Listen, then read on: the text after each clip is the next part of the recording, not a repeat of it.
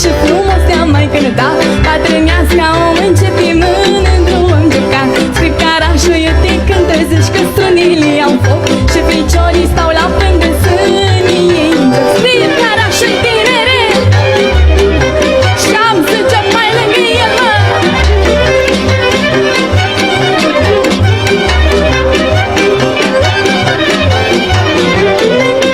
Ha, dar zi scrie care zi mai tare zi așa. Ha, dar și-n vale suna, suna. Ha, dar zi scrie care că parare nu-i dăm. Ha, dar zi mai tare nu-i dăm curca.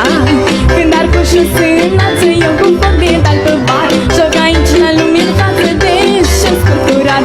Pe carașul când mă vede zâmbește ușurel. Eu îl văd lumina crede și-mi drag el. Tronțălețe rup în două, hai inimea mai șagă în două.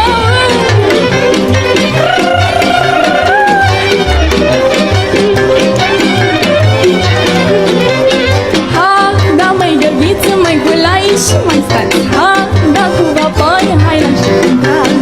Ha, da măi gărghiță, măi gulai și mai stați. Ha, da cu vapoi, hai la ședințat.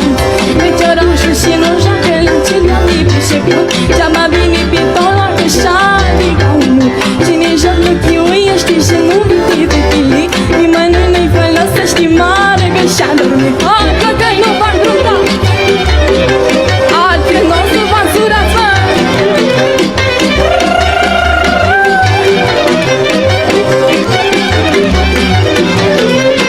Ha, da măi Marie, măi Ileana se jucă.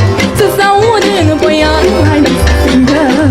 Ha, da peste cam să plece acasă, nu lăsa. Până la vântoasă el ne-o cânta.